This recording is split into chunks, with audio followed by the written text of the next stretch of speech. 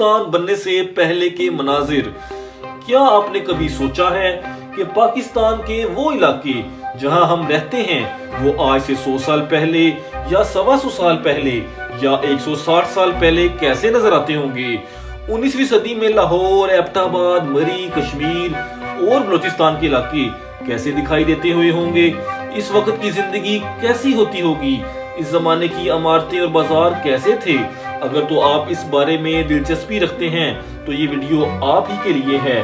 آج میں آپ کو لے چلوں گا اس زمانے میں جب پاکستان نام کا ایک بھی ملک دنیا کے نقشے پر نہیں تھا۔ آج میں آپ کو مری، ایبٹ آباد کے وہ مناظر بھی دکھاؤں گا جب وہاں میں تو کیا آج اس دنیا میں موجود 7.8 ارب لوگوں میں سے کوئی ایک انسان بھی اس دنیا میں نہیں تھا۔ تو چلیے اس دلچسپ اور تاریخی ویڈیو کا آغاز کرتے ہیں۔ یہ 1889 کا منظر ہے۔ آج سے 134 سال پرانا پاکستان کے صوبے بلوچستان کے ایک پہاڑی علاقے کا ہے۔ یہاں دکھائی دینے والے دونوں انسان آج اس دنیا میں نہیں ہیں، لیکن یہ دونوں جس پہاڑی علاقے میں موجود تھے انہی پہاڑوں پر ریل گاڑی کا ایک پل بھی تھا۔ یہ ہے وہ پل جس کا نام لوئس مارگریٹ برج تھا۔ اسے 1887 میں تعمیر کیا گیا۔ 2 سال کے بعد یہاں ایک شخص پہنچا جو اس پل کی اور پہاڑی علاقے کی خوبصورتی سے اتنا زیادہ متاثر ہوا کہ اس نے اپنے کیمرے میں اس پورے کے پورے منظر کو قید کر لیا۔ یعنی آپ اسی کی بنائی ہوئی 132 سالہ پرانی تصویر دیکھ رہے ہیں۔ یہ پل اپنے زمانے کے خطرناک ترین برجز میں سے ایک تھا، لیکن آج یہ پل موجود نہیں ہے۔ 19ویں صدی کا یہ منظر 21ویں صدی میں کیسا نظر آتا ہوگا؟ یقیناً آپ وہ منظر بھی دیکھنا چاہتے ہوں گے۔ تو یہ ہے ان دنوں کا آج کا منظر۔ یہ منظر بتاتا ہے ٹرین اس سرنگ سے ہوتی ہوئی پل سے گزرا کرتی تھی۔ آپ یہ جاننا چاہتے ہوں گے کہ بلوچستان میں یہ جگہ کہاں واقع ہے؟ اس کا جواب ہے ہرنائی۔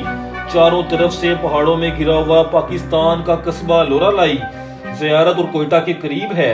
اس کا نام ہرنام داس نامی شخص کے نام پر ہرنائی رکھا گیا ہے۔ آپ نے پاکستانی شہر جھنگ کے بارے میں سنا ہی ہوگا۔ آج سے تقریباً 125 سال پہلے کا منظر اسی شہر کا ہے۔ یہ منظر 1890 کا ہے۔ جھنگ میں یہ وہ دن تھے جب یہاں کے مکانات مٹی سے بنائے جاتے تھے۔ آپ دیکھ سکتے ہیں کہ مٹی سے ہی بنا ہوا یہ جھنگ کا ایک سکول تھا۔ یہاں بچے زمین پر بیٹھ کے تعلیم حاصل کر رہے تھے۔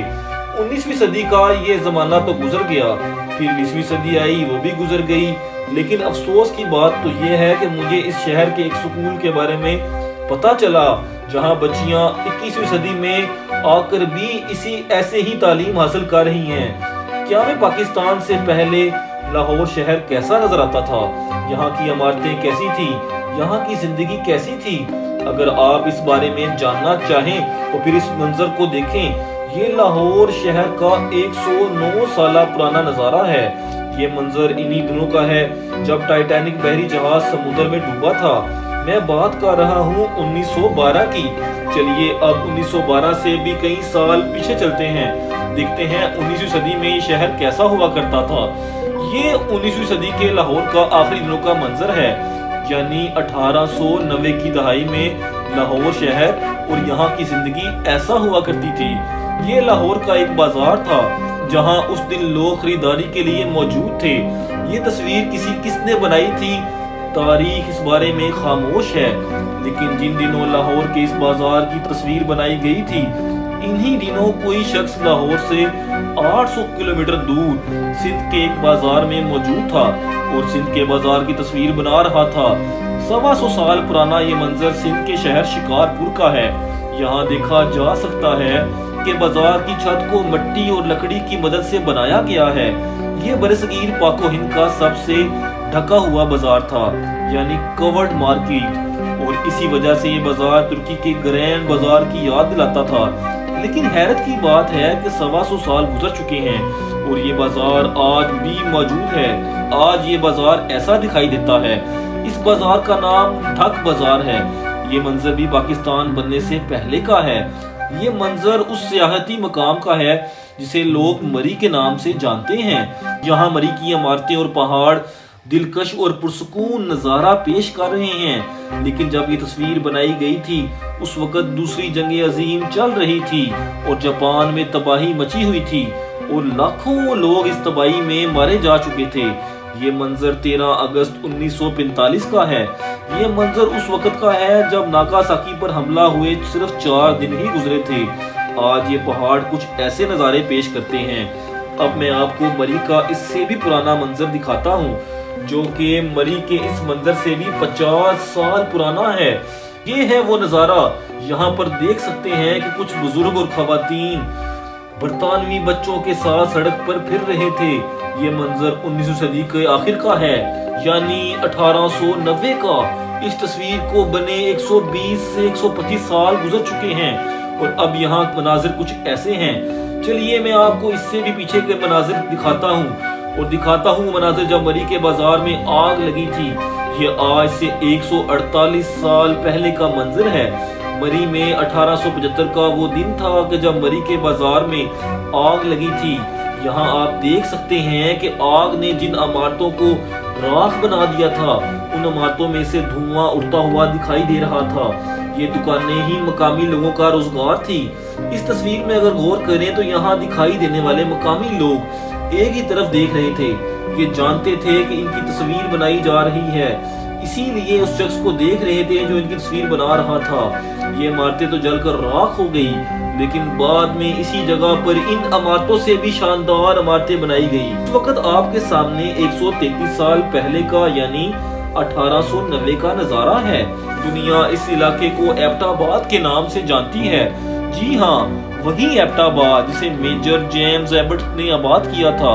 برطانیہ کے اسی میجر کے نام پر اس علاقے کا نام ایبٹ آباد رکھا گیا تھا۔ چلیے اب 1890 سے بھی پیچھے جا کر اس شہر کے مزید مناظر دیکھتے ہیں۔ یہ پاکستان بننے سے 82 سال پہلے کا منظر ہے، یا یوں کہہ لیں آج سے 158 سال پہلے کا وہ نظارہ ہے جب ہم میں سے کوئی بھی شخص اس دنیا میں موجود نہیں تھا۔ 1865 کا یہ منظر بتاتا ہے جب یہ تصویر بنائی گئی تھی اس وقت اس علاقے کی آبادی بہت کم تھی۔ پہاڑوں کے سائے میں صرف چند ہی گھر ایسے تھے جہاں لوگ اپنی زندگی جیا کرتے تھے۔ انہی میں سے ایک گھر یہ تھا۔ یہ بھی 1865 کا ہی منظر تھا۔ آج 21ویں صدی میں یہ گھر موجود ہے کہ نہیں یہ تو نہیں پتا۔ آج یہ شہر ایسا دکھائی دیتا ہے۔ 1.5 صدی پہلے جب میجر جیمز ایبٹ اپنے وطن واپس جا رہا تھا تو وہ اس شہر کو چھوڑتے ہوئے اداس اور دکھی ہو گیا۔ اس وقت وہ اپنی محبت ایک نظم میں کچھ یوں بیان کر کے گیا: اے ایبٹ آباد، ہم تجھے چھوڑ کر جا رہے ہیں۔ تیری فطری خوبصورتی کے پاس کا میں شدائی ہوں۔ شاید تیری ہواؤں کی آواز پھر میرے کانوں تک نہ پہنچ پائے، لیکن میری چند آنسوؤں کا تحفہ سمجھ کر قبول کر۔ تجھے الوداع کہتے ہیں۔ دل بھاری ہو رہا ہے اور میں کبھی تیری یادوں کو بلا نہ پاؤں گا۔ امید ہے آج کا ویلوگ آپ کو پسند آیا ہوگا۔ ملتے ہیں اپنے اگلے ویلوگ میں کچھ نئی باتوں کے ساتھ، تب تک کے لیے اجازت دیجیے۔ اللہ حافظ۔